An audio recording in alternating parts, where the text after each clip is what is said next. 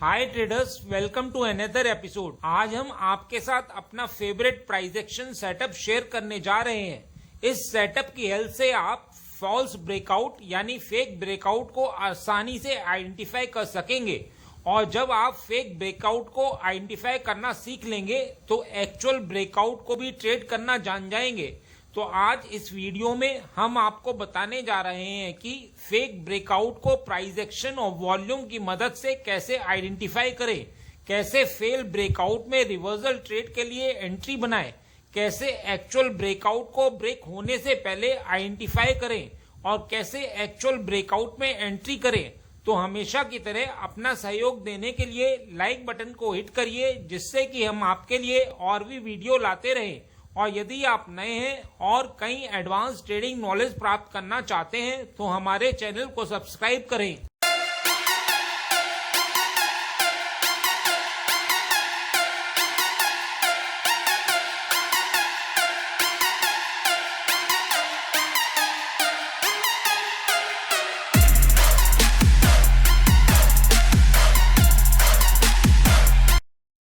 आगे बढ़ने से पहले मैं आपसे पूछूंगा एक क्वेश्चन, जिसका आंसर आप सब लोग करोगे कमेंट सेक्शन में।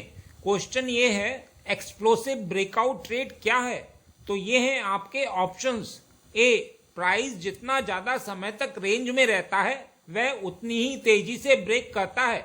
या फिर बी, प्राइस जितना कम समय तक रेंज में रहता है वह उतनी ही तेजी से ब्रेक करता है। कमेंट सेक्शन में करिए उत्तर। जो लोग सही आंसर करेंगे कोशिश करूंगा कि उनके कमेंट को हार्ट दे दूं, ताकि बाकी लोग समझ पाएं कि सही उत्तर क्या है। आइए पहले फेक ब्रेकआउट को समझते हैं। जब प्राइस किसी लेवल को ब्रेक करता है तो ब्रेकआउट ट्रेडर्स यह सोचकर ट्रेड में एंटर करते हैं कि प्राइस इस लेवल से और ऊपर जाएगा।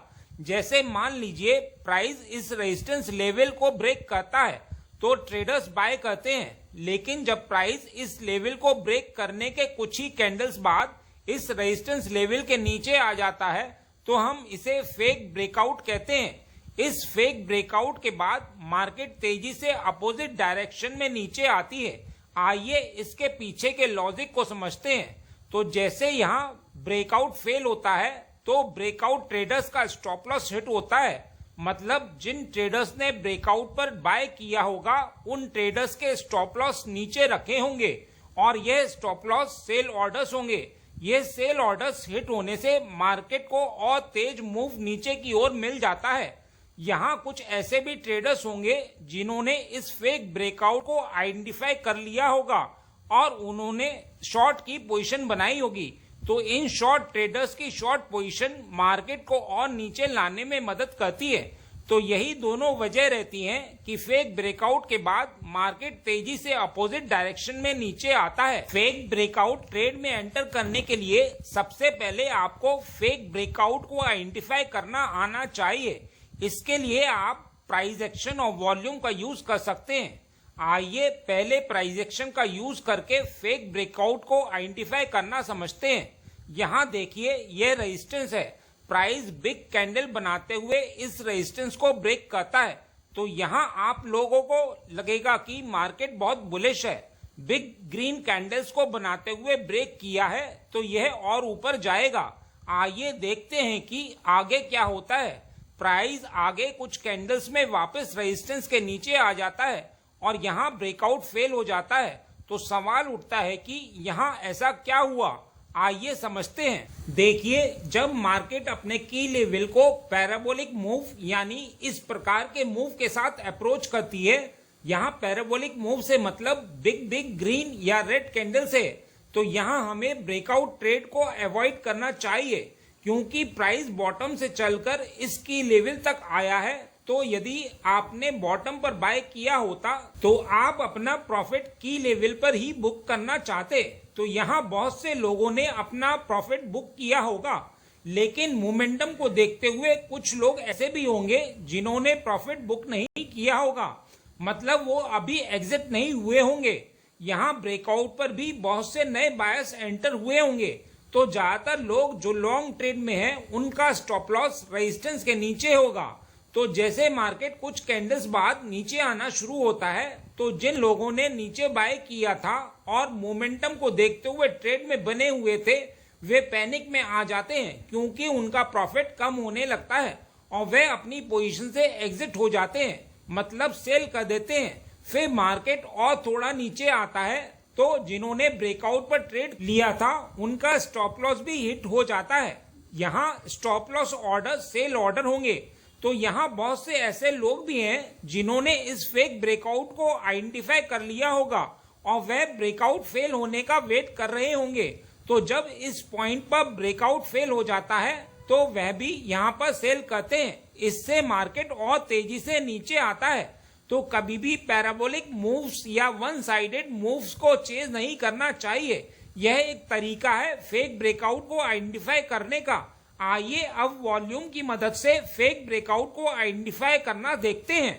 आइए पीछे वाले एग्जाम्पल में वॉल्यूम इंडिकेटर को भी लगा लेते हैं।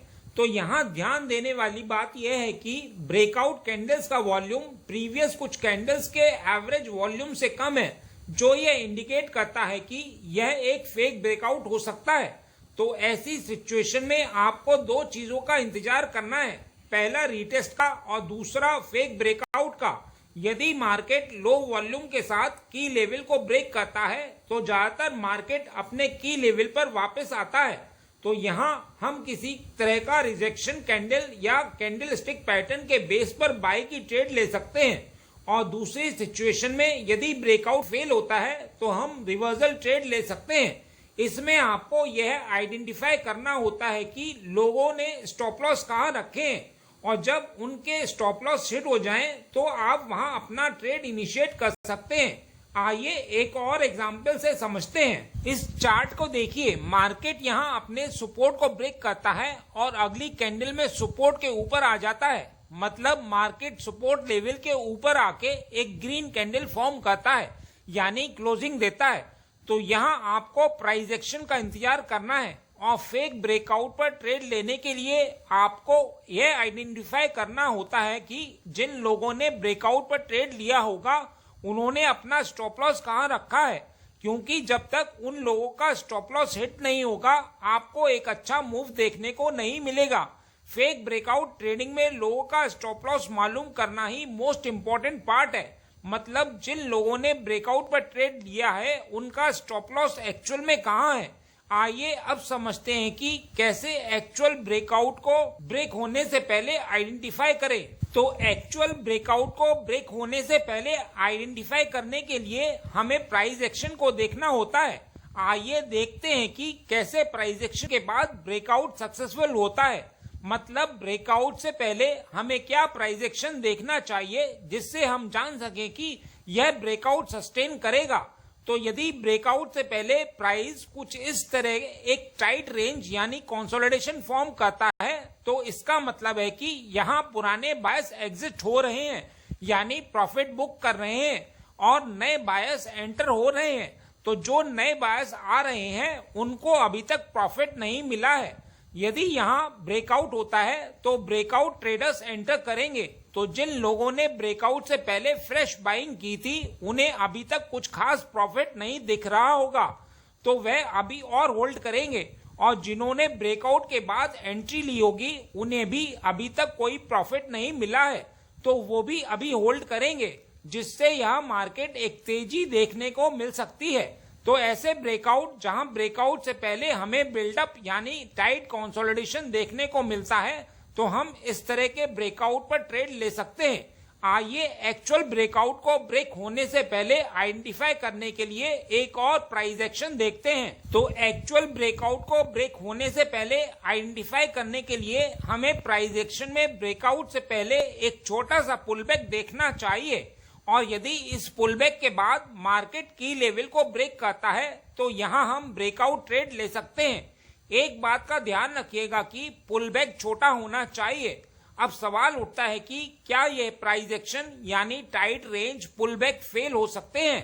तो हाँ, बिल्कुल फेल हो सकते हैं, लेकिन इस तरह के ब्रेकआउट की विनिंग रेट ज्यादा होती है और जैसा आपने पीछे सीखा है कि पैराबोलिक मूव पर ट्रेड नहीं लेनी है, तो आप सोचते होंगे कि क्या पैराबोलिक मूव 100% फेल हो जाते हैं? तो ऐसा भी बिल्कुल नहीं है।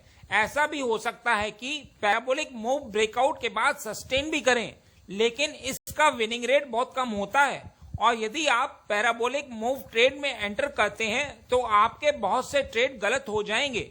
बस इतना ही इस वीडियो में। उम्मीद करता हूं इस वीडियो में दी गई जानकारी आपके लिए उपयोगी रही होगी। यदि हाँ तो लाइक बटन को हिट करिए, और यदि आप नए हैं तो चैनल को सब्सक्राइब करिए। मिलते हैं नेक्स्ट एपिसोड में।